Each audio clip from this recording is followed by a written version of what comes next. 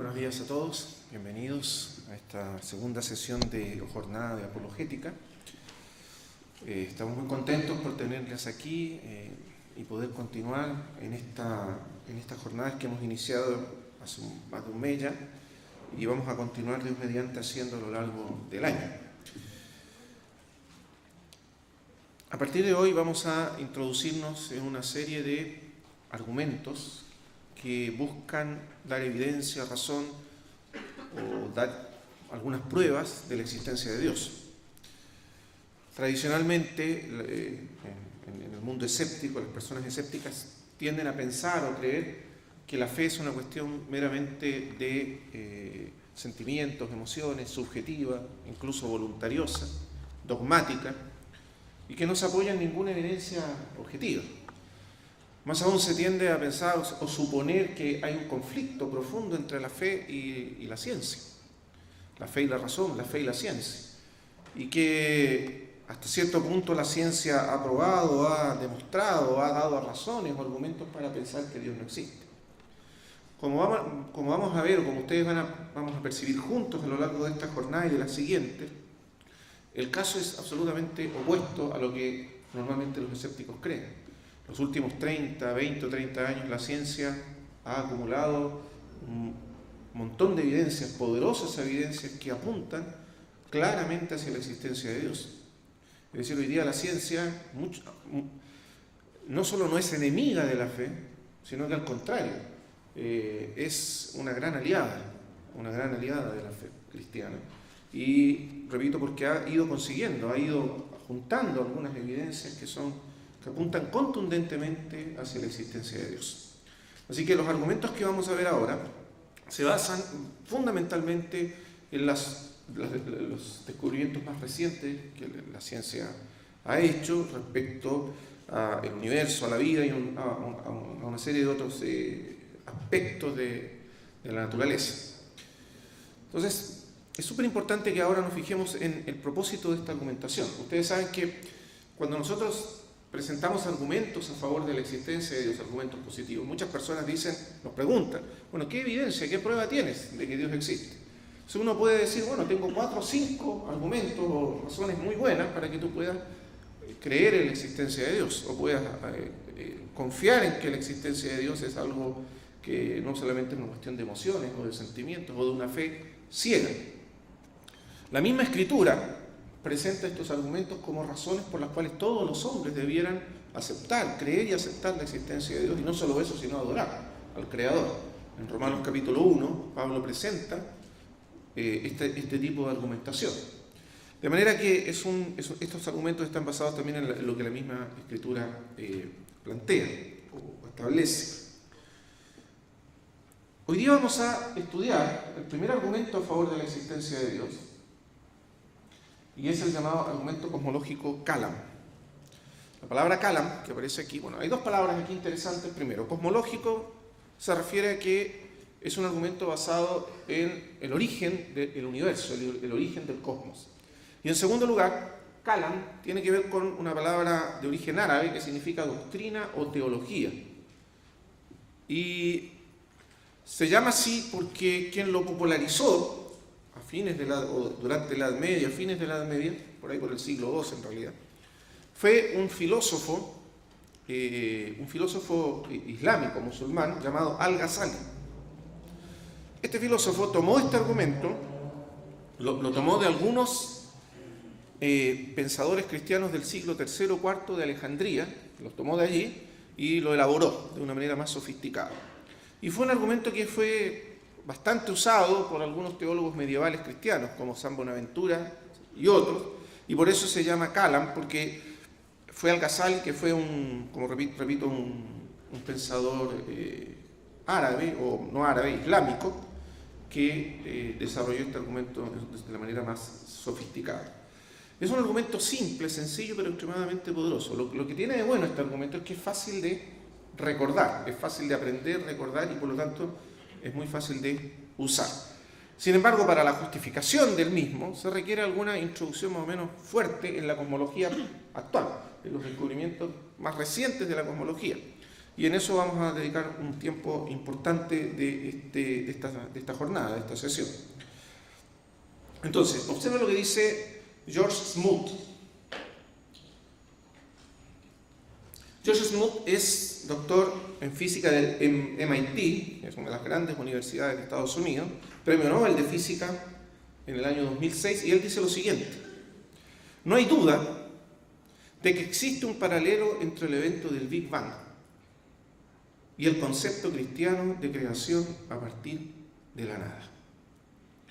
Esta es una afirmación de un señor muy importante en el ámbito de la física, George Smoot, y él dice, como muchos otros reconocen en la actualidad, que los descubrimientos recientes, y a partir de la generación o de que fue planteada en realidad la teoría del Big Bang a partir de 1920 más o menos, hay un paralelo impresionante en la idea de que el universo comenzó a existir de la nada, como es lo que plantea la teoría del Big Bang, y la idea cristiana de que la creación fue hecha por Dios también a partir de la nada. En Génesis 1:1 dice: en el principio creó Dios los cielos y la tierra. Los hebreos no tenían una palabra para decir universo. No existe una palabra que pueda expresar el concepto de universo en el pensamiento hebreo, y por lo tanto ellos usaban la expresión el cielo y la tierra. El cielo y la tierra es una manera en que los hebreos decían el todo lo que existe, la totalidad de lo que existe. En el principio Dios creó la totalidad de lo que existe. Pero la palabra crear, que aparece ahí en hebreo, es bará, que significa crear a partir de la nada. Crear a partir de la nada, de lo que no existe. Y por lo tanto, esa es una idea cristiana. Es una idea que viene de la antigüedad, del pensamiento judío, y que fue chocando a lo largo del tiempo con las ideas no cristianas o no judías del universo, que sostenían la existencia de un universo eterno. Solo los judíos y los cristianos planteaban que el universo comenzó a existir y tenía un comienzo definido y no era eterno. Sin embargo, todos los demás pensadores y filósofos antiguos decían que el universo era eterno. Entonces, esa idea del universo eterno permaneció vigente en el pensamiento científico hasta 1917, como lo vamos a ver más adelante en detalle, cuando Albert Einstein promulgó su teoría o postuló su teoría general de la relatividad. Y entonces se abrió la puerta para pensar y entender que el universo no era eterno, sino que había tenido un comienzo. Había comenzado a existir, tal como solamente los judíos y cristianos y luego los musulmanes, a partir de su trasfondo o su origen judío-cristiano, planteaban. Entonces, este es el argumento. Este es el argumento que vamos a estudiar. En síntesis, lo que el argumento plantea es lo siguiente: el universo tuvo un comienzo que requiere una causa trascendente. Es decir, si el universo comenzó a existir, tiene que existir una causa que está más allá del universo, que no es parte del universo y que causó su existencia, es decir, trascendente, más allá del universo. Ese es el resumen del argumento. El argumento está planteado de manera como una inferencia deductiva. Recuerdan cuando estudiamos lógica en la primera jornada, hablamos de los silogismos deductivos. Aquí tenemos un clásico silogismo deductivo. Premisa 1 y 2, premisa mayor 1, premisa 2, premisa menor, que depende o se subordina a la premisa número 1. Y la tercera, que es la conclusión, se sigue lógicamente, necesariamente, si las dos premisas, la 1 y la 2, resultan verdaderas. Es decir, si 1 y 2 son verdaderas, necesariamente 3 tiene que ser verdadera. De manera que lo que vamos a hacer es estudiar o analizar si las premisas 1 y 2 son verdaderas o son plausibles, o son más plausibles o probables que sus opuestos o sus negaciones. Si eso resulta así, entonces resulta que la conclusión, que es el 3, tiene que ser verdadera. Entonces, la primera premisa: todo lo que comienza a existir tiene una causa. Esa es la primera premisa del argumento. Todo lo que comienza a existir tiene una causa.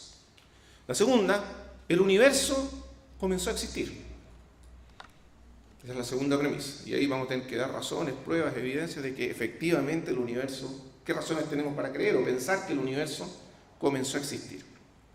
El tercer punto, la conclusión: si las dos premisas primeras son verdaderas, es decir, si todo lo que comienza a existir tiene una causa y efectivamente el universo comenzó a existir, se sigue que el universo tiene una causa. Es decir, fue causado por alguien o por algo que no es el universo y que a lo menos es tan poderoso o más grande que el universo, por el principio de causalidad. Es decir, el efecto nunca puede ser superior a la causa.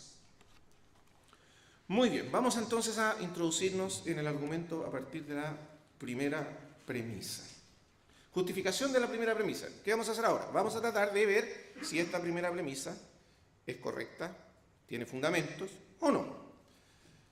Este argumento, entre paréntesis, ha sido planteado en tiempos actuales y ha sido defendido de manera exitosa y yo diría brillante por el filósofo William Lane Craig. Y Craig desarrolló su tesis doctoral en filosofía en Birmingham a partir de este argumento, o basado en este argumento, o defendiendo este argumento, el argumento cosmológico Kalam. Entonces nosotros básicamente vamos a tenernos a la línea de razonamiento de William Craig. Hay varios libros que él ha escrito sobre el tema, los más importantes, lamentablemente ninguno está traducido al español, pero algunos están traducidos al portugués. Hay 3 libros donde él desarrolla este argumento que están en grado de dificultad. Un libro que es más sencillo, más simple, no por eso menos riguroso y menos serio, pero más fácil de acceder, que se llama On Guard o En Guardia. Es el más sencillo. El segundo se llama Apologética Cristiana y es más complicado, más denso, más elaborado. Y el tercero se llama Fundamentos Filosóficos de la Fe Cristiana o del Cristianismo, y ese es escrito fundamentalmente para filósofos y personas de ese nivel. Entonces, ha sido William Craig quien ha defendido este argumento. En la tarde vamos a ver un resumen de cómo él lo expone en un video muy entretenido que está ahí en internet. Entonces, vamos a defender la primera premisa. El principio de que todo lo que comienza a existir, ¿recuerdan?, tiene una causa. Entonces, Craig dice que cuando él desarrolló este argumento, él pensaba que esta primera premisa prácticamente no iba a ser discutida por nadie. Es decir, es casi evidente por sí mismo que todo lo que comienza a existir tiene una causa. Que si nosotros vemos surgir aparecer algo y que comience a existir, suponemos que algo causó que llegara a existir. Eso es un principio que intuitivamente se entiende como verdadero. Pero curiosamente, dice él, esta ha sido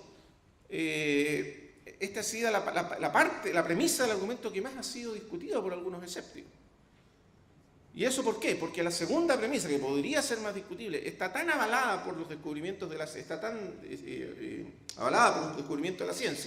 que es difícil de discutir. Entonces se ha tratado de discutir o poner en duda la primera premisa, que en realidad se basa en uno de los primeros principios del pensamiento.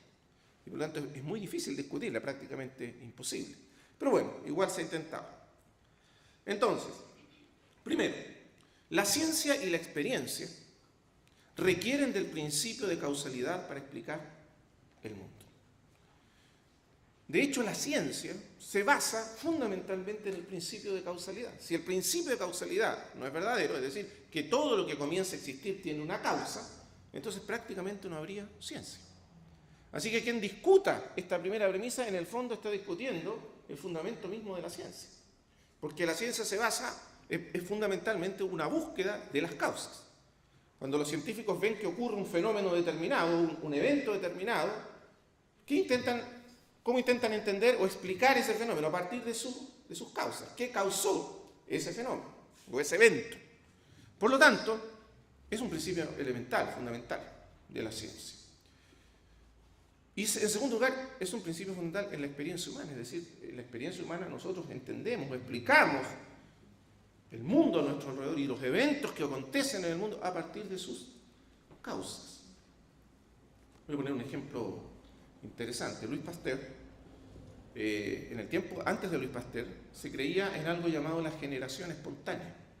Es decir, que de alguna manera los microorganismos se generaban espontáneamente en ciertos ambientes, donde cuando se podría algún alimento, alguna fruta, se generaban espontáneamente, sin causa, los microorganismos. Y Luis Pasteur, ateniéndose a este principio fundamental de que nada comienza a existir sin una causa, dijo, no puede ser, tiene que haber una causa, algo tiene que producir la descomposición, no los microorganismos, la descomposición de los alimentos no ocurre sin causa. Y entonces, investigando, poniendo un microscopio y amplificando la imagen miles de veces, descubrió que habían agentes causales de la descomposición de los seres vivos, y eran los microbios, los microorganismos. Descubrió los microbios. ¿Pero por qué? Porque se atuvo al principio de que todo lo que comienza a existir tiene una causa. Entonces, en ciencia, es la premisa o el principio que guía toda la empresa científica. Así que, quien quiera oponerse a este principio, se tiene que oponer a todo el conocimiento científico. Todo lo que comienza a existir tiene una causa. En segundo lugar, algo no puede venir a existir de la nada. Un famoso escéptico ateo contemporáneo, que es muy beligerante, muy agresivo, además, Daniel Dennett, en uno de sus párrafos en su libro dice que nosotros venimos de la nada, por medio de la nada y hacia la nada. Y eso es el resumen de todo. Es decir, el universo comenzó, él dice literalmente, a existir de la nada. Pero quien dice eso simplemente no ha comprendido la naturaleza de la nada.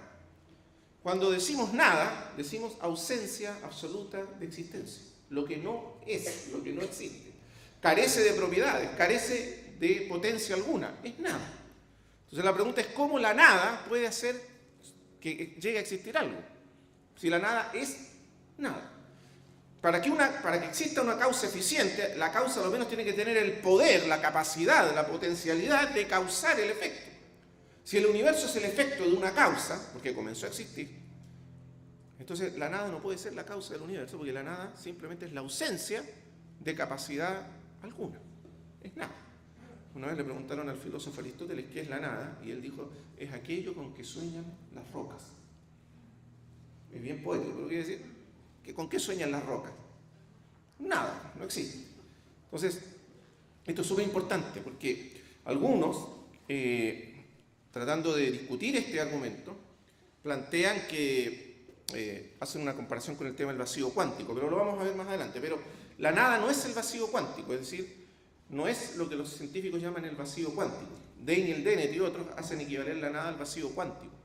El vacío cuántico se supone o el llamado falso vacío, es una especie de estado de energía pura que tiene fluctuaciones, de los cuales emergen las partículas fundamentales en fluctuaciones aleatorias. Eso es física cuántica. Pero el universo no comenzó a existir de un vacío cuántico, sino de la nada. Y por lo tanto, la nada no es ni siquiera eso. Ahora, segundo punto, tercer punto respecto a esta premisa.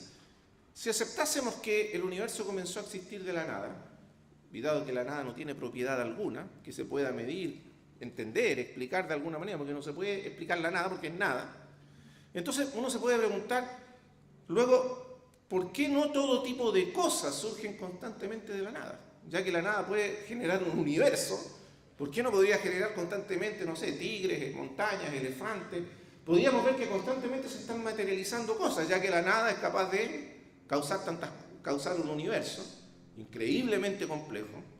¿Por qué no todo el tiempo se están materializando todo tipo de cosas a partir de la nada? ¿Verdad? Entonces uno comprende que eso es imposible. De hecho, eso simplemente haría imposible el conocimiento humano, porque uno podría pensar que cada evento que ocurre surgió de la nada, y por lo tanto no requiere explicación, surgió de la nada. Pero todos nosotros sabemos que si ocurre algún evento, es porque tiene que tener una explicación causal en la experiencia humana. Por lo tanto, es una pésima explicación decir que el universo surgió de la nada. O sea, y en resumen, para esta primera premisa, decir que el universo pudo surgir de la nada es peor que la magia. ¿Por qué es peor que la magia? Porque en la magia nosotros tenemos un mago y un conejo y un sombrero, ¿verdad? Entonces el mago saca un conejo del sombrero, pero por lo menos tenemos el mago y el sombrero y sale un conejo. En este otro caso ni siquiera hay mago y sombrero, no hay nada, y por lo tanto es peor que la magia. Es decir, el universo ni siquiera es mágico, sería peor que eso. Surgió de la nada. Entonces, es súper importante en este punto de la premisa comprender la naturaleza de la nada. No sé si ustedes recuerdan que cuando estudiamos los primeros principios de la lógica, hablamos a la rápida de un tercer principio llamado el tercero excluido. El principio del tercero excluido dice que una cosa es o no es, pero no puede haber nada entre el ser y el no ser. Y aquí estamos hablando del ser absoluto, lo que existe y lo que no existe. No hay algo intermedio entre el ser y el no ser. Entonces, las personas que plantean esto pretenden que hay algo entre el ser y el no ser, pero obviamente no puede haberlo. Porque si algo tiene alguna propiedad de alguna manera, ya existe. Si no tiene nada, si no tiene propiedad alguna, no existe, entonces no existe. De manera que se trata de comprender claramente la naturaleza de la nada. Entonces, la primera premisa es bastante evidente y casi no requiere una defensa con mucha argumentación, pero a lo menos requiere comprender cuán imposible es que de la nada surja algo y cuán irracional es que de la nada surja algo. Se requiere más que fe, porque la fe por lo menos se pone en un agente causal. Cuando uno dice Dios creó el universo, uno dice, bueno, ahí hay fe, claro que hay fe, pero Dios tiene el poder de crear el universo, mientras que la nada no tiene poder de crear nada, porque es nada. Y aquí tenemos que cuidar nuestra imaginación. Cuando uno no se puede imaginar la nada. Porque cuando uno trata de imaginarse la nada, uno se imagina un vacío, un espacio vacío. Pero un espacio vacío tiene una estructura. Existe. Mientras que la nada ni siquiera es un espacio vacío. Es nada. No existe. Muy bien. Pasemos ahora a analizar la segunda premisa. El universo comenzó a existir. Este es el punto 2. ¿Recuerdan cuál es el 1 entonces? Todo lo que comienza a existir tiene una causa.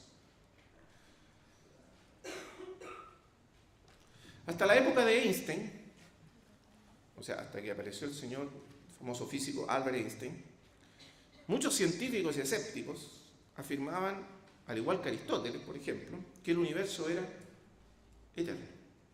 Ahora, es súper interesante porque Aristóteles sí creía en la existencia de Dios, a quien llamaba el motor inmóvil, la causa primera.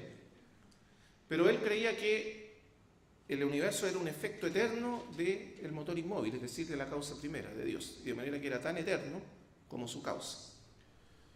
Después al final del argumento vamos a estudiar por qué eso no es posible y por qué no se puede decir lo mismo del universo, en realidad. Pero eso creía Aristóteles, o sea, el universo era eterno, siempre ha existido el universo. En todas las cosmogonías, es decir, las explicaciones del universo antiguo, de las mitologías antiguas y de los pueblos antiguos, el universo era la causa primera y eterna de todo lo demás. Es decir, los dioses habían sido causados mágicamente por el universo. El universo era anterior a los dioses. Pero solo los judíos, los hebreos, trajeron o introdujeron en la historia del pensamiento humano la noción de que había un Dios trascendente que había creado el universo. Y por lo tanto el universo no era eterno, ni era la explicación de todo, sino que Dios, la causa primera, era la explicación de todo lo demás, incluyendo el universo, que no era eterno. El gran filósofo medieval Tomás de Aquino razonó que si el universo tuvo un comienzo, Tomás de Aquino presentó 5 argumentos o vías para probar la existencia de Dios. Uno de ellos es el argumento cosmológico, pero no otro argumento cosmológico. Y otra forma del argumento cosmológico. Pero él razonó así, dijo, si realmente, dice, el universo tuvo un comienzo, si pudiera probar que el universo tuvo un comienzo, entonces sería súper fácil, dijo él, probar la existencia de Dios. Y como es tan fácil, a mí me gustan las cosas difíciles, dijo Tomás de Aquino, lo voy a hacer suponiendo que el universo sea eterno. Y desde allí voy a probar la existencia de Dios. Porque lo otro, dijo él, es realmente muy sencillo. Emmanuel Kant, el famoso filósofo del racionalismo y de la Ilustración, puso en una balanza las pruebas a favor del universo eterno y de un universo creado con principio, y encontró que eran similares, que no era posible definir inclinarse hacia un lado u otro a partir de un análisis racional de la evidencia. Ese era el estado de cosas hasta que llegó Albert Einstein. Pero en el tiempo de Albert Einstein, la mayoría de los científicos creía que el universo era eterno, infinito, eterno, y que todo lo demás podía ser explicado a partir de la existencia del universo. Es decir, que el universo mismo, la materia misma era eterna y era la causa explicativa de todo lo demás. Hasta que apareció este señor, que entre paréntesis también creía lo mismo, es decir, también Albert Einstein creía que el universo era eterno, estaba convencido de que era eterno, porque ese era el consenso científico de su época. En ese tiempo, para los cristianos era mucho más difícil plantear que el universo había comenzado a existir por un acto de creación de Dios, soberano y absoluto. Era mucho más complicado en ese contexto científico. Sin embargo, observe, Albert Einstein hizo un descubrimiento sorprendente. Cuando Albert Einstein concibió su teoría general de la relatividad, eso fue en 1917, cuando publicó su teoría general de la relatividad, descubrió que el desarrollo de sus ecuaciones, de las ecuaciones que establecen la teoría o formulan la teoría, llevaba inevitablemente a la idea de que el universo se estaba inflando como un globo o bien colapsando sobre sí mismo. La teoría general de la relatividad, entre otras cosas, es una especie de teoría sobre la gravitación universal. Y lo que dice esta teoría es que los objetos, la masa de los objetos del universo curva el espacio alrededor de ellos. En otras palabras, mientras más masivo sea un objeto, una estrella, un planeta, mientras más masivo sea, mayor es la curvatura que ejerce sobre el espacio alrededor de él.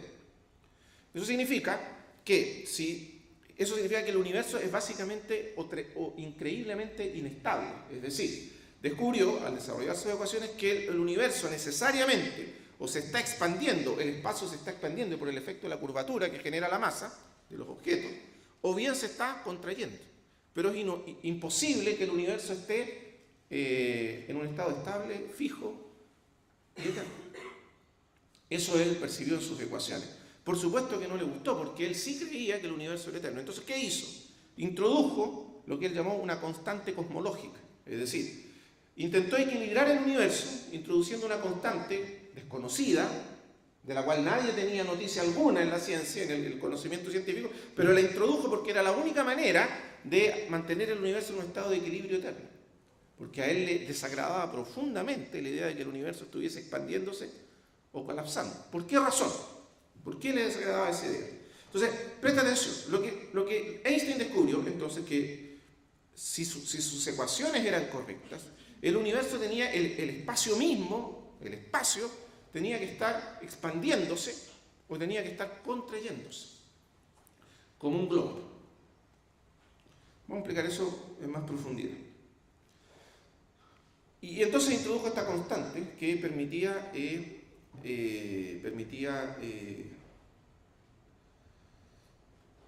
mantener en equilibrio el universo en un estado eterno. Sin embargo, dos señores revisaron sus ecuaciones. Uno de ellos fue Alexander Friedman en 1922 y el otro era Georges Lamette, que uno de ellos era matemático, el otro era físico, uno ruso, el otro belga. Y ellos, tomando como punto de partida las ecuaciones de Einstein, las revisaron de nuevo y, entre otras cosas, descubrieron que la famosa constante cosmológica de Einstein, que mantenía el universo en equilibrio, tenía un error fundamental. No sé cuántos matemáticos y físicos hay aquí, levanten su mano. ¿Hay alguno? ¿Uno que otro por ahí? Bueno, Einstein, para establecer la constante cosmológica que equilibraba el universo, había dividido por cero. Ustedes saben que eso en matemáticas está prohibido, no se puede dividir por cero. Y él había dividido por cero. Entonces, estos señores que eran matemáticos revisando las ecuaciones dijeron, no, aquí Einstein se equivocó, dividió por cero. Después Einstein pidió perdón, pidió disculpas públicamente y dijo, este es el mayor error de toda mi carrera científica. La mayor necedad de toda mi carrera es haber tratado de ir en contra de lo que mis mismas ecuaciones demostraban. Y lo reconoció. Entonces, ¿qué descubrieron estos dos señores, Lamette y Friedman? Cada uno por separado, independiente el uno del otro. Lo siguiente, si el universo está en expansión, a ver si se entiende bien el punto. Imagínese usted un globo desinflado. Y usted dibuja un montón de puntitos en ese globo.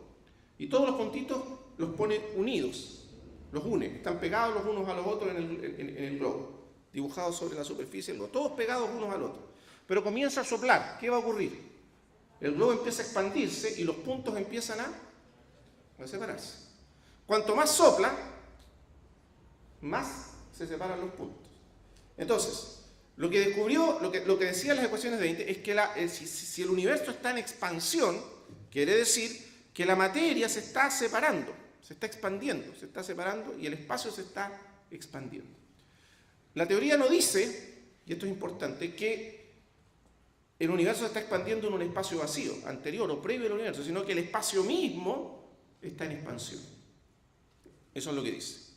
Entonces, si esto es así, quiere decir que el universo es dinámico, no es estático, es decir, está en un estado de expansión. Si el universo se está expandiendo, quiere decir que si retrocedemos en el tiempo, ¿qué va a ocurrir? Hacemos el proceso inverso. Si el universo se está expandiendo, es decir, la materia y la energía del universo está en expansión, si empezamos a retroceder en el tiempo, ¿qué va a ocurrir? Se empieza a juntar, a juntar, a juntar, a juntar. El espacio se empieza a comprimir, a comprimir, a comprimir, hasta que llega un punto en que no se puede comprimir más. Ese es el punto cero. ¿Se entiende? Pero a la vez, a medida que retrocedemos, el espacio se va comprimiendo hacia el pasado, el tiempo también va retrocediendo, y cuando llegamos al punto en que el espacio no se puede comprimir más porque ya es igual a cero, entonces el tiempo también habrá llegado al punto cero. Ese es el comienzo absoluto del universo. Y eso significa el comienzo absoluto del espacio y del tiempo. Es decir, el tiempo y el espacio comenzaron a existir, no son eternos. Y eso es increíble, porque eso trastocaba todo el paradigma científico de su tiempo, todas las ideas científicas de su tiempo. Entonces, si se retrocede hacia atrás en el tiempo, se llegará a un límite absoluto de expansión y tiempo cero. Es decir, el tiempo llega a un punto cero cuando el espacio llega también a un punto cero, donde la materia y energía del universo se comprimen en una curvatura infinita. Literalmente significa en una masa infinita, es decir, toda la materia llega a un punto donde no puede ser separada, diferenciada una partícula de la otra. Todas las partículas que constituyen la materia y la energía se fusionan en una unidad indiferenciada, única. Y entonces llega al punto cero, hasta un límite más allá del cual no se puede ir, porque el espacio no se puede seguir comprimiendo más. Y puesto que se puede calcular cuál es el tiempo que demora, de acuerdo a la velocidad de expansión del universo, se puede calcular cuánto y de qué manera o con qué velocidad se expandió el universo, se puede calcular también cuál es el punto de partida. Y en la actualidad se ha calculado alrededor de 13.700 millones de años. Es decir, el universo tiene 13.700 millones de años. Si tiene 13.700 millones de años, es decir que no es eterno, puede ser antiquísimo, increíblemente viejo para nuestros estándares, pero no es eterno. Comenzó a existir. Entonces, ese es un límite más allá del cual no se puede ir. Observe con atención el diagrama que está ahí, el dibujo. Ese blanco. Bueno, usted puede ver abajo una línea que es el punto de partida. Esa línea representa el espacio. Ese es el espacio. Y la línea vertical representa el tiempo. Entonces, el universo puede ser ilustrado como si fuera un cono. A medida que se expande, el cono se expande. Pero a medida que usted retrocede en el tiempo, el cono se angosta hasta llegar a un punto, abajo, ahí al principio, que es igual a cero. Ese es el punto de partida. Ese punto, que es simplemente infinitamente pequeño, en ese punto, toda la materia y la energía del universo están comprimidas. Ese es el punto de partida. Y puesto que toda la materia y energía del universo están comprimidas, todas las leyes de la física son incapaces de explicar ese punto. Fracasan, es decir, desaparecen todas las leyes de la física y todos los conocimientos de la física relativista o cualquier otra, son incapaces de explicar ese punto inicial. Porque toda la materia ha sido comprimida. No hay átomos, no hay electrones, no hay quarks, no hay fotones, no hay nada, está todo comprimido. Y por eso se dice que la curvatura, es decir, la masa, la curvatura, la temperatura, todos los valores se disparan hacia el infinito, se vuelven infinitos. Y por lo tanto no es analizable por la ciencia, ese punto de partida. Y por eso lo llaman una singularidad. Recuerda esa palabra, una singularidad. Singularidad significa que es único, exclusivo, inexplicable. Más allá de esa singularidad, la ciencia no puede razonar. Entonces, ese es el punto de partida absoluto en la historia del universo. Muy bien. Entonces, este es el comienzo absoluto, de acuerdo a la ciencia, a la cosmología, del tiempo y el espacio. es decir, del universo. En otras palabras, todo el tiempo, el espacio, toda la energía y toda la materia del universo comenzaron a existir en ese punto. Y si usted va más allá de ese punto, ¿qué hay? Nada. Es decir, el universo comenzó a existir ahí, y el universo implica el tiempo, el espacio, la materia y la energía completa. Quiere decir que antes de eso no había nada. Por eso se dice, el universo comenzó a existir de la nada. Y esto no es una conclusión de la Biblia, es una conclusión de la ciencia contemporánea. Entonces, miren lo que dice Davis, Paul Davis, es un gran científico contemporáneo, en su libro Singularidades del espacio y el tiempo en cosmología. Dice, si extrapolamos esa proyección al extremo, es decir, este idea de que el universo se expande, entonces lo extrapolamos al revés, hacia el extremo inicial, o sea, se contrae, llegamos a un punto, dice él, en que todas las distancias del universo serán reducidas a cero. Todas las distancias del universo, es decir, la distancia que hay entre cada partícula será reducida a cero. Se funden todos, ya no hay más distancia, punto cero. Por tanto, una singularidad cosmológica inicial forma un extremo temporal pasado del universo. Es el extremo más allá del cual no se puede ir en el tiempo, porque el tiempo termina allí.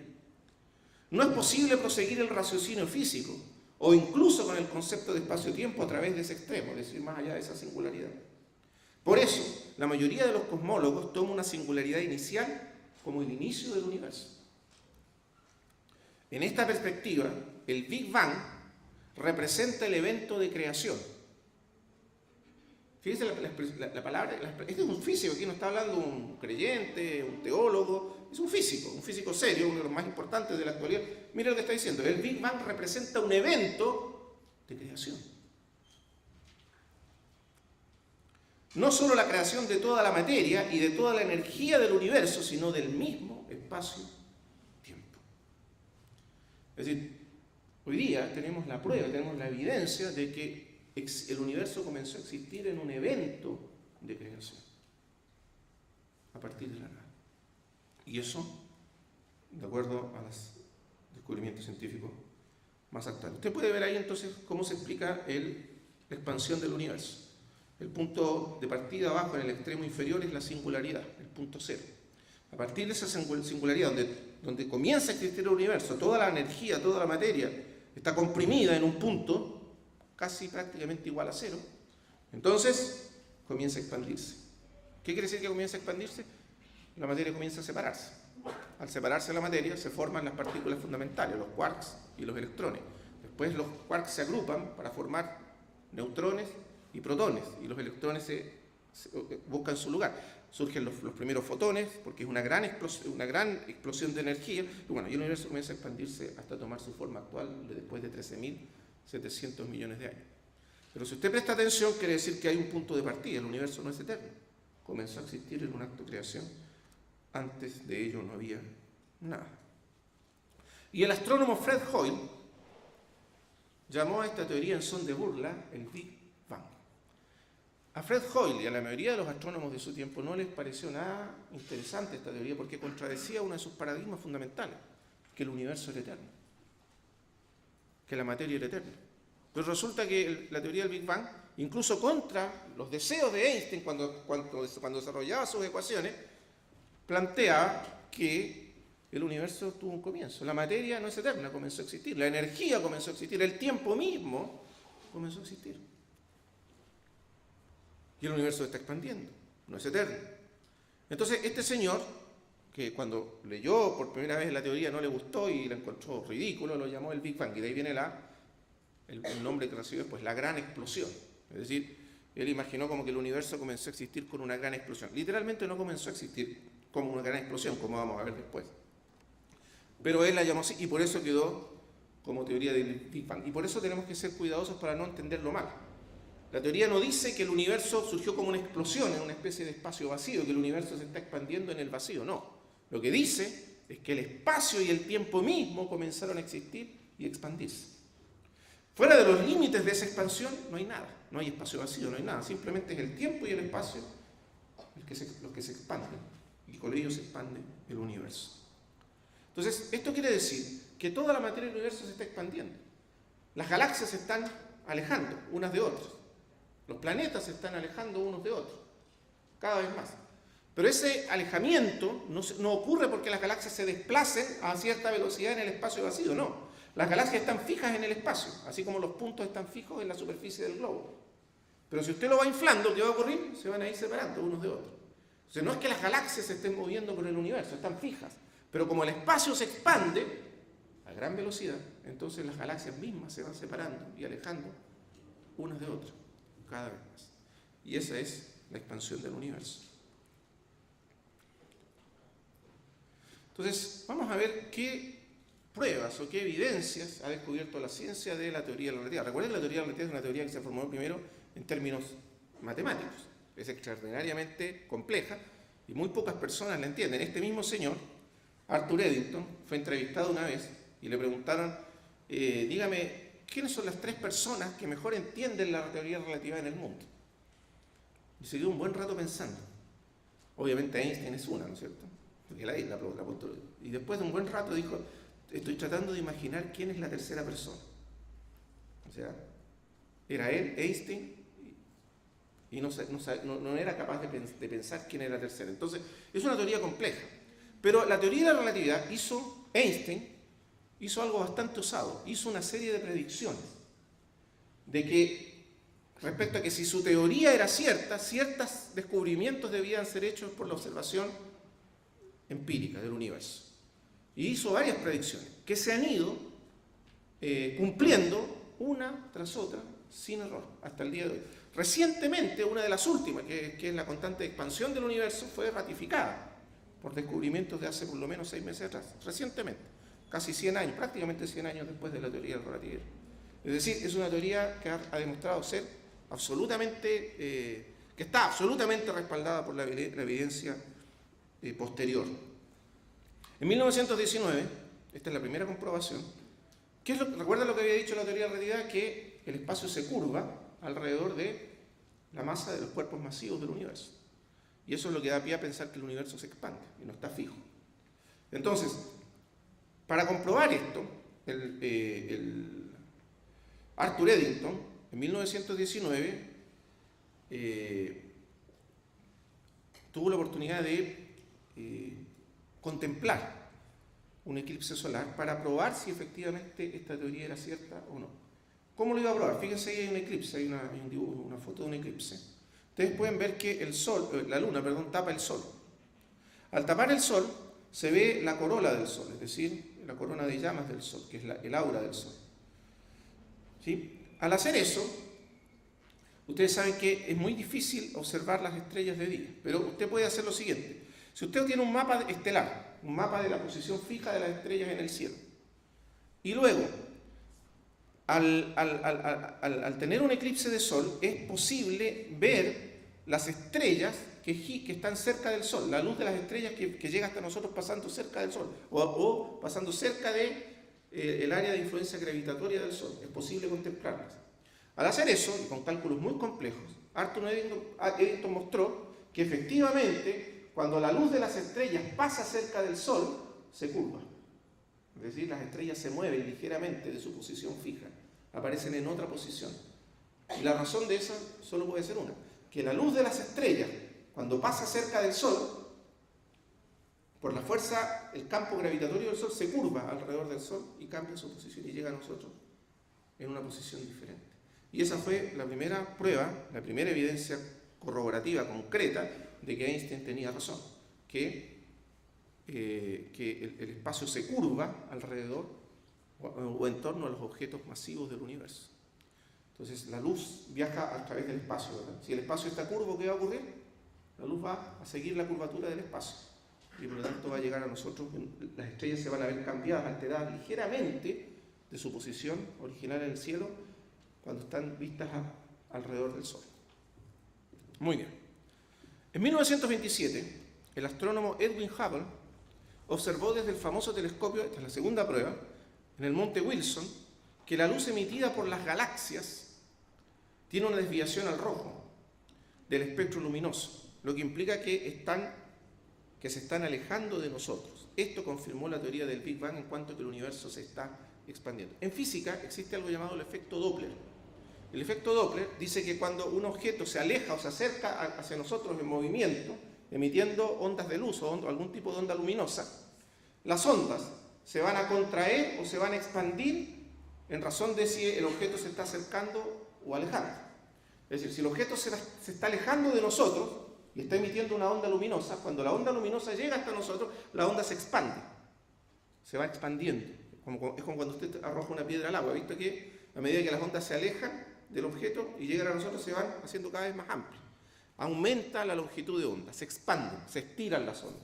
Pero si el objeto se está acercando, va a ocurrir el efecto contrario. Las ondas, en lugar de expandirse, se van a acortar. Eso se llama efecto Doppler. Ahora, en el espectro luminoso, la longitud de onda tiene que ver con el color. Es decir, mientras más se expande una onda, más se desvían hacia el color rojo del espectro luminoso. Es decir, las ondas de color rojo o la luz de color rojo tiene una longitud de onda más amplia, más ancha. Y la luz de color azul, el opuesto del espectro luminoso, tiene una longitud de onda más corta. ¿Se entiende? Entonces, cuando observamos las galaxias, si las galaxias están fijas en el universo, si el universo está estático, no está en movimiento, no se está expandiendo ni contrayendo, la luz debería permanecer siempre en la misma longitud de onda, porque está fija con respecto a nosotros, no hay efecto Doppler. ¿Se entiende? Entonces, si yo miro una estrella, cualquier punto del universo, miro una estrella, la luz debería llegarme siempre con la misma longitud de onda. Pero si yo observo la estrella y veo que, a medida que la observo, la luz o se desvía hacia el azul o se desvía hacia el rojo, quiere decir que el objeto está en movimiento. Porque la onda se está o acortando o se está alargando. Y cuando los científicos, en 1927, Edwin Hubble observó la luz de las estrellas distantes y calculó su longitud de onda, descubrió algo extraordinario. Que tal como predecía la teoría de la relatividad, la luz de las estrellas se estaba desviando hacia el rojo. Eso quería decir dos cosas, que están en movimiento y, en segundo lugar, que se están alejando. Eso se llama la desviación al rojo del espectro luminoso de las estrellas. Eso es una evidencia muy clara de que las galaxias no están fijas, estáticas en el universo, sino que se están alejando. Al alejarse, quiere decir que están en movimiento. Ahora, súper interesante. Lo segundo que descubrió este señor es que las galaxias se están alejando unas de otras en la misma proporción. No es que nosotros estemos en el centro del universo y las galaxias se están alejando de nosotros, sino que no hay centro del universo, sino que todas las galaxias se están alejando de la misma manera las unas de las otras. Y como nosotros estamos en una galaxia, también observamos ese efecto. En otras palabras, en cualquier punto del universo que uno observase el universo, descubriría o percibiría el observador que las galaxias se están alejando de él. Pero es porque todas se están alejando a la misma velocidad las unas de las otras. Y eso por efecto de la expansión del universo. Entonces esto confirmó la teoría del Big Bang en cuanto a que el universo se está expandiendo. Y no es estático. Ahora, miren esto otro. Esto es tercera comprobación. En 1965, Arnold Penzias y Robert Wilson, usando la antena del laboratorio Bell en Estados Unidos, descubrieron que a donde quiera que la apuntaran detectaban una extraña radiación de fondo del universo. Esto es súper interesante. Las antenas, ¿han visto esos radiotelescopios gigantes que son unas especies de antenas parabólicas gigantescas? Esas antenas tienen el propósito de estudiar la radiación que viene del universo, al estudiar la radiación de las estrellas y diferentes formas de radiación para investigar el universo. Entonces, estos señores, a donde quiera que apuntaban la antena, a cualquier punto del universo que apuntaban la antena, descubrían que llegaba hacia ellos una extraña radiación que tenía exactamente la misma longitud de onda. Ahora, eso es prácticamente imposible si el universo estuviera quieto. ¿Por qué razón? Porque la longitud de onda, recuerde, depende de la distancia de los objetos del universo.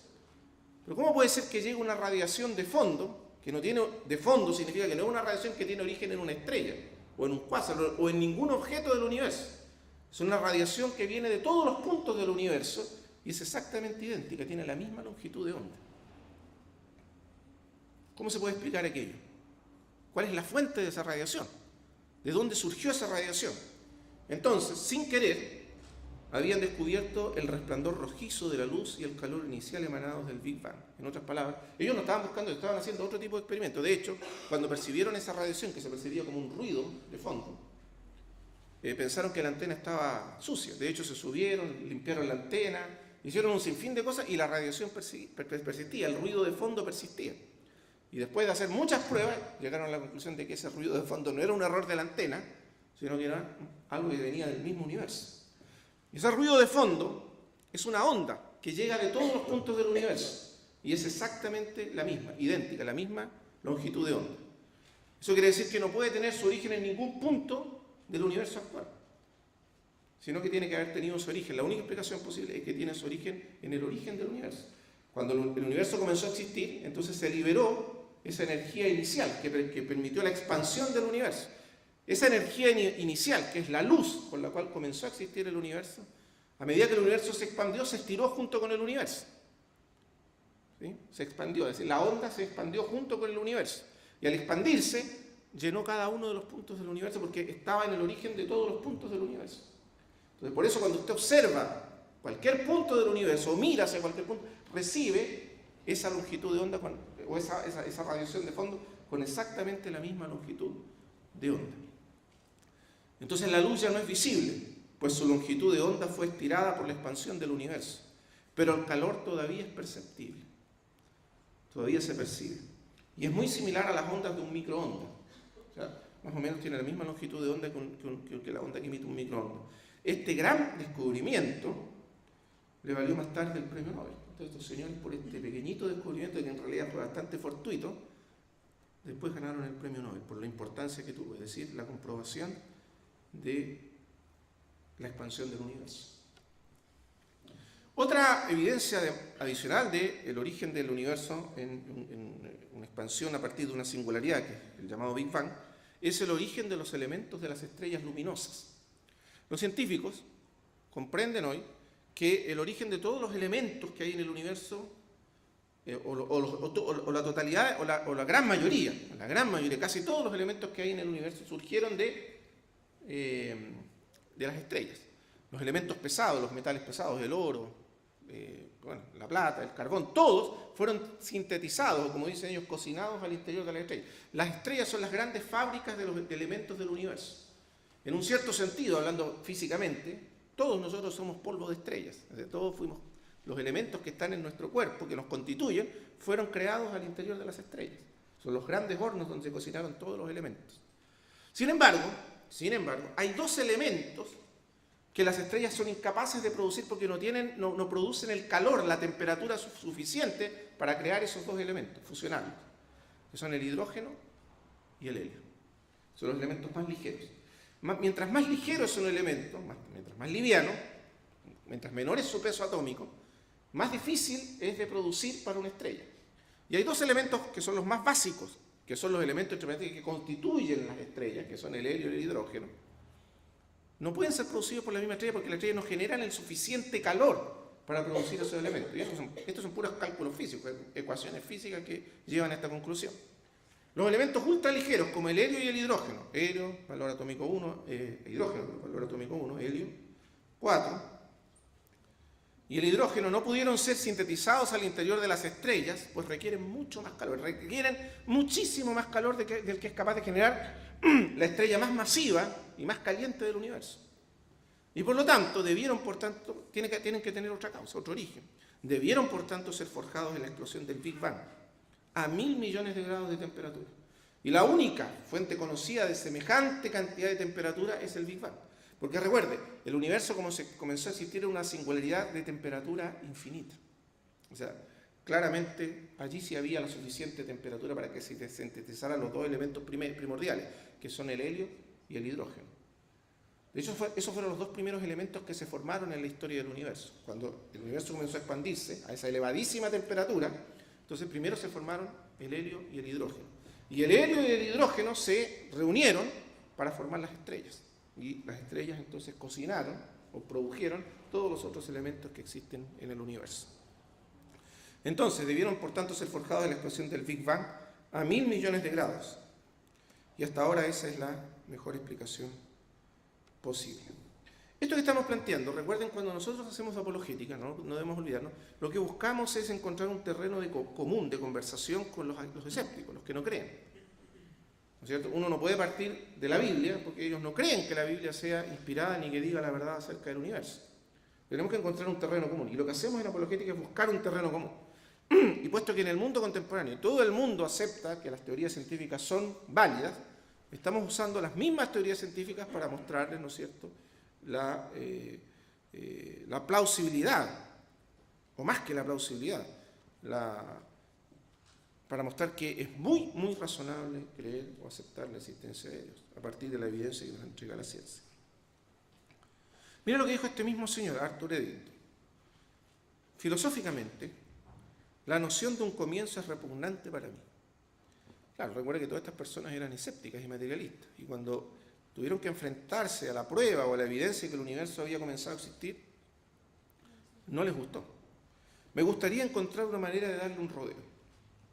Entonces, casi toda la historia de la cosmología del siglo XX y hasta ahora, el siglo XXI, ha sido un intento de darle un rodeo al problema del Big Bang. O sea, encontrar otra solución, otra explicación que evite el comienzo absoluto del universo. Así que casi todos los modelos cosmológicos que se han planteado de ahí en adelante, lo que han tratado de hacer es literalmente evitar que el universo haya comenzado a existir en este evento único y singular. Y sin embargo, en lugar de encontrar un camino alternativo, una explicación alternativa, lo que han hecho es reforzar una y otra vez la teoría, porque cuanto más se ha tratado de falsar la teoría, tanto más ha resistido y ha demostrado ser fuerte y consistente. Pero vamos a ver entonces algunas de esas objeciones que se han plantado a lo largo del tiempo.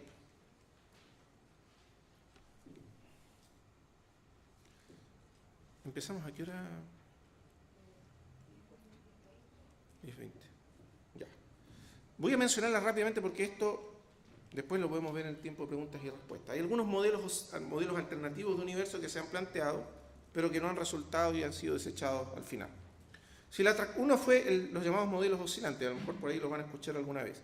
Si la atracción gravitacional interna de la masa del universo sobrepasara la fuerza de expansión, esa expansión daría lugar a una contracción cósmica. Si la materia del universo no estuviese distribuida de modo homogéneo, este podría dejar de contraerse e iniciar una nueva fase de expansión. Básicamente lo que decía esta teoría es que sí, el universo pasaba por ciclos expansivos, pero llegaba un momento, decía la teoría, en que la masa del universo, la masa total del universo, era demasiado grande para que el universo continuara expandiéndose, o por decirlo de alguna manera más popular, era demasiado pesado para que el universo siguiera empujando esa masa. Entonces, si eso ocurría, entonces el universo iba a iniciar el ciclo contrario, iba a empezar a contraerse. Carl Sagan, un famoso científico cosmólogo de la década de los 80, tenía un programa llamado Cosmos, popular en el mundo entero, donde popularizó esta teoría. Lo que él decía es que el universo pasaba por ciclos infinitos de expansión y contracción, entonces el universo era eterno. El problema con esa teoría es que efectivamente el universo, ustedes pueden ver la curva ahí, ¿ven la curva ahí? Periodo de expansión, el universo se expande, llega a un punto donde no puede seguir expandiéndose debido a la masa, y entonces empieza a retroceder y se contrae. Y después inicia un ciclo de nuevo y un ciclo de nuevo, y según esta teoría, este ciclo era infinito. Era una manera de evitar el comienzo absoluto del universo. El universo era eterno. El problema de esta teoría, observa ahora cuáles son los problemas de esta teoría. En primer lugar, Stephen Hawking y Roger Penrose, por ahí por el año 2000 o un poquito antes, formularon un teorema importantísimo en la cosmología actual, y es que es el siguiente: en condiciones extremadamente generalizadas, o sea, para cualquier tipo de universo concebible, eso es lo que quiere decir, es inevitable que haya una singularidad cosmológica inicial, incluso en universos no homogéneos. Es decir, incluso si el universo tuviese demasiada masa, estos señores probaron que todavía ese universo requeriría una singularidad inicial. ¿Por qué razón? Porque esos ciclos que ustedes ven ahí, todavía requieren que haya un punto de partida absoluto, aunque hubiera esos ciclos. Es decir, el universo podría estar oscilando hacia el futuro, pero hacia el pasado no podría. Y de hecho, el cálculo que hicieron ellos es que a lo sumo el universo tendría que tener en la actualidad un ciclo de 100 oscilaciones, es decir, no más de 100. Y eso significa que no se puede evitar que el universo tenga un comienzo absoluto. Esa es la teoría de Hawking, el famoso cosmólogo y científico de la actualidad, o el teorema de Hawking.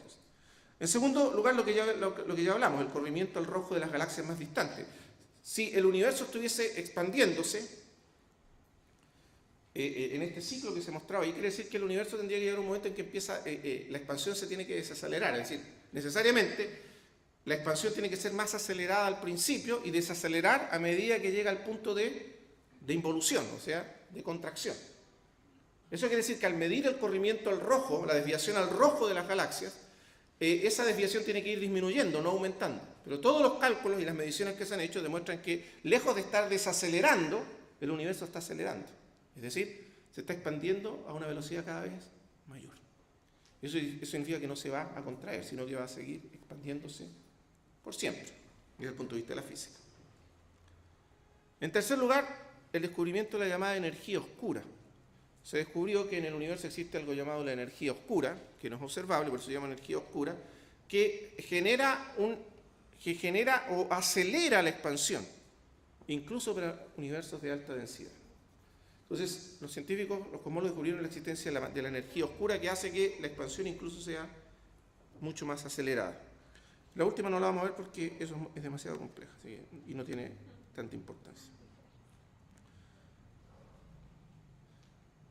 Un segundo modelo es la famosa idea de los multiversos, que le encanta a los escritores de ciencia ficción y a las películas de ciencia ficción, ¿no es cierto? Los famosos multiversos, es decir, la idea de que existen no solo un universo, sino que millones de universos, ¿no es cierto? Y nosotros solo somos un universo dentro de esos millones de universos. Esta teoría dice lo siguiente: existe un vacío primordial, lo que llamamos al principio un vacío cuántico, un falso vacío, un vacío cuántico. Un vacío primordial es un estado de energía cuántica, es decir, es un mar de energía en el cual se producen fluctuaciones cuánticas. En el mundo cuántico, las partículas surgen de ese vacío y desaparecen espontáneamente. Espontáneamente significa que no se puede trazar no se puede trazar el momento en que fueron causadas. Es espontáneo, pero surgen de esa estructura energética fundamental que es el vacío primordial. Entonces, esta teoría supone que el universo como un todo es un mar de energía cuántica y que en ese mar de energía ocurren fluctuaciones y esas fluctuaciones son pequeños universos. Cada fluctuación es un universo y nuestro universo sería una especie de fluctuación dentro de ese. Bueno, tiene que ser un mar de increíble energía, ¿no es cierto?, para producir ese tipo de fluctuaciones que generan universos enteros, pero eso es lo que se supone. Estas fluctuaciones constantes de energía, a través de las cuales se crea la materia y surgen nuevos mini-universos. Esa es la idea de los multiversos, o de la existencia de millones de universos. Entonces, en esta teoría, ese mar de energía es eterno. Ese es el universo como un todo, que contiene a todos los universos que existen. Los universos pueden ser temporales, surgen y desaparecen, pero este mar de energía sería eterno. El problema con él es el siguiente, observen. Si realmente ese universo como un todo es eterno, es infinito, entonces debieran haber ya surgido universos en todos los puntos del vacío primordial. ¿Por qué? Por la simple razón de que es infinito. Y si el tiempo es infinito, hay infinito tiempo para que surjan todos los universos que tienen que surgir. Y eso quiere decir que ya habrían surgido, dado que el universo es eternamente es infinito en el tiempo, ya en todos los puntos deberían haber surgido universos. Si eso fuese, y esta es una objeción que hacen los mismos cosmólogos. Luego, si surgieron universos que se expandieron, ellos habrían colisionado y luego se habrían aglutinado unos con otros, porque habrían copado todos los puntos de ese espacio infinito. Si eso fuera así, entonces lo que estaríamos observando hoy no es un universo como el que observamos, sino que estaríamos observando nada, porque realmente lo único que habría sería un enorme hoyo negro debido a la colisión de todos esos universos. No existiría nada más que eso. Por lo tanto, esa teoría ha sido rechazada por esa misma razón. Para evitar esta dificultad, se planteó la posibilidad de que el vacío se estuviese expandiendo, o sea, que a medida que surgían universos, el mismo espacio vacío se expandiese y entonces los universos se fueran separando unos de otros y nunca llegaran a colisionar. El problema es que al introducir movimiento o expansión en el espacio, volvemos al problema original. Si el universo se está expandiendo, tiene que tener una singularidad inicial. Entonces reaparece la singularidad y reaparece el comienzo absoluto del tiempo. Así que no se puede evitar que el universo comenzó a existir. Por eso el cosmólogo cuántico Christopher Isham nos dice que esos modelos fueron descartados ya hace mucho y nada nuevo se ha hecho desde entonces. Vamos a saltar algunos porque son todos más o menos parecidos.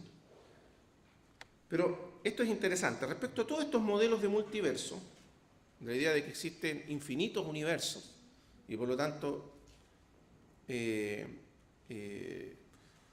el universo como un todo, que contiene todos esos universos eternos, en 1994 Arvin Bord y Alexander Vilenkin demostraron que todo espacio-tiempo que esté inflándose hacia el futuro o se esté expandiendo hacia el futuro, cualquiera que sea su naturaleza, usaron la siguiente expresión: no puede ser geodésicamente completo en el pasado. En otras palabras, no puede ser eterno, sino que debe haber existido una singularidad inicial en algún punto del pasado indefinido. Por tanto, el concepto de multiverso no comporta un pasado eterno. Y en el 2003, Borde, Vilenkin y Good crearon un nuevo teorema independiente del momento de inflación inicial para cualquier modelo de universo multiverso en expansión. En otras palabras, con la prueba ahora en su lugar, los cosmólogos no pueden esconderse más en la posibilidad de un universo con pasado eterno. No hay escape. Y este teorema es tan importante para la física, para la cosmología contemporánea, que estos señores dicen lo siguiente: no hay escape. Tienen que enfrentar el problema del universo como que sea multiverso, universo, cualquiera que sea la teoría del universo, es inescapable el hecho de que tiene que haber habido un comienzo absoluto.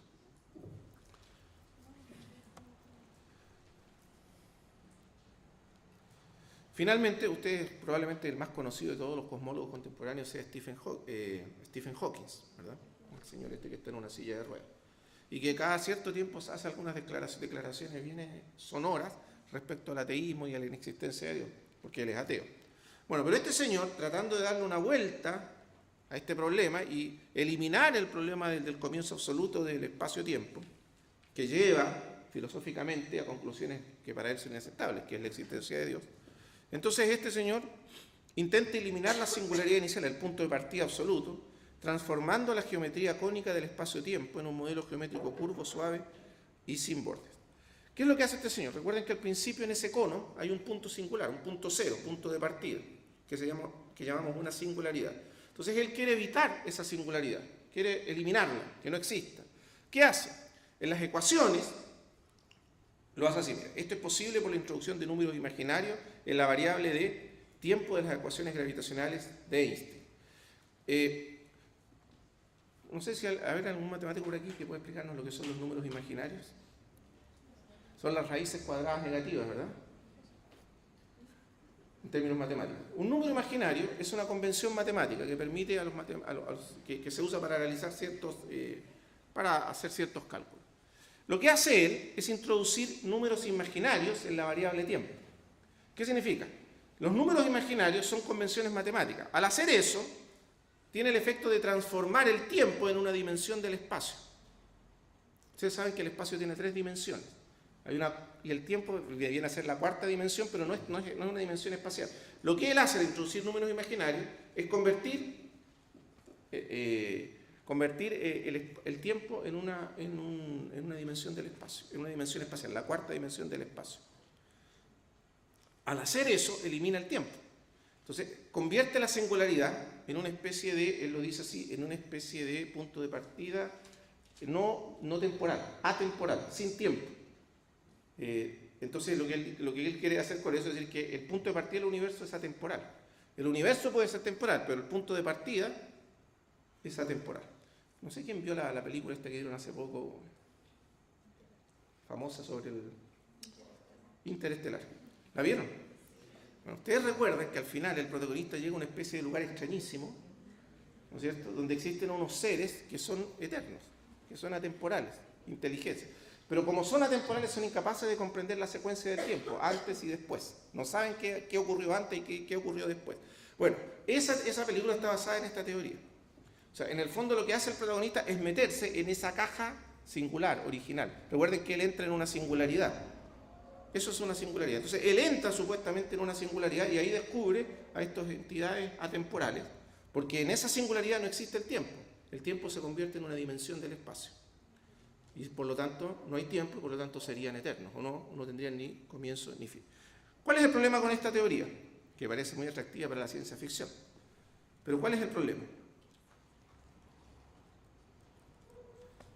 Básicamente, el siguiente. Bueno, aquí decimos en este modelo el tiempo es redondeado antes del tiempo de Planck. El tiempo de Planck es la medida mínima de tiempo que usan los científicos. Se llama tiempo de Planck porque es el tiempo que demora la luz en recorrer la mínima distancia concebible, que es el llamado espacio de Planck, en el universo. Es una distancia infinitesimal. La distancia más pequeña que puede existir entre una partícula y otra se llama espacio de Planck. El tiempo que demora la luz en recorrer esa distancia es llamado tiempo de Planck. Ese tiempo se calcula en 10 elevado a menos 43 segundos. Una parte de 10 elevado a 43. O sea, es un tiempo, es dividir un segundo en 10 elevado a 43. Es un tiempo, es una cosa increíble. Bueno, pero el punto es que ese tiempo de Planck es importante porque es el tiempo que dura la singularidad. O sea, la singularidad, el momento en que comienza a existir, duró un tiempo de Planck. Y luego comenzó a expandirse.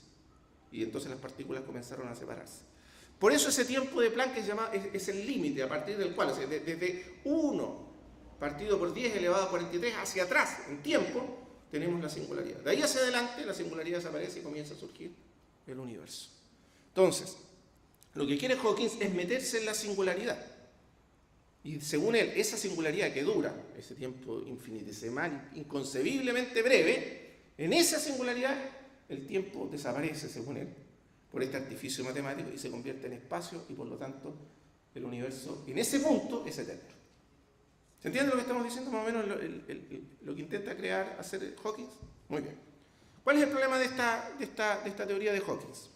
Antes, aunque este modelo elimina el punto inicial, o sea, no hay una singularidad, no hay un punto cero, sino que hay esta especie de mundo inconcebible, ¿no es cierto?, incomprensible, que es la singularidad inicial, que es eterno, aún requiere de un comienzo. Es decir, si uno lo mira objetivamente, todavía es un punto de partida. Todavía dura 1 partido por 10 elevado a 43. No se puede evitar. Eso es lo primero. Según Vilenkin, el famoso cosmólogo, en este escenario el universo tiene un comienzo, pero no tiene un fin. Es decir, todavía tiene un comienzo. Lo que simplemente ha hecho Hawking es decir que no podemos decir cuál es el instante cero, el punto absoluto, la singularidad absoluta. Pero hay un punto de partida más redondeado, más ancho, por decir así, pero todavía hay. Eso es lo primero. Pero la segunda objeción es más profunda todavía. Y es lo siguiente. El uso de números imaginarios, y aquí está el gran problema, aplicados al tiempo es un mero artificio matemático sin significado ontológico. Y aquí es donde nosotros tenemos que ser cuidadosos con las matemáticas. Voy a poner un ejemplo bien simple para que se entienda. Cuando usamos la estadística, por ejemplo, para referirnos al comportamiento de las personas, y la aplicamos a las personas, decimos, por ejemplo, en un cálculo estadístico que 3,5 personas en Chile, ¿no es cierto?, les gusta la leche condensada, ¿no? Cualquier cosa. Bueno, 3,5 personas de 100. Ahora, si uno traslada eso literalmente al mundo real, obviamente no existen 3,5 personas. Existen 4 o existen 3, pero no 3,5. O sea, media persona no existe en ningún lado. Entonces, en el mundo real, las matemáticas no pueden a veces describir las entidades concretas. Las matemáticas son aproximaciones para comprender algo, pero no necesariamente tienen significado ontológico. Es decir, no necesariamente describen el mundo tal como es.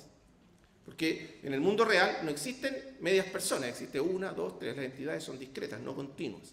Entonces eso es importante a la hora de trasladar las matemáticas al mundo real. ¿Se entiende? Entonces, eso, por ejemplo, otro ejemplo, las ecuaciones de segundo grado. Las ecuaciones de segundo grado son ecuaciones con 2 soluciones. Pero cuando se aplican a cálculos para el mundo real, para comprender y entender el mundo real, una de las soluciones es correcta, la otra no sirve. Siempre se acepta una y se rechaza otra. No puede tener 2 soluciones. En el mundo real no pueden haber 2 soluciones. Tiene que ser una o la otra. Y por lo tanto, siempre se escoge una y se rechaza la otra.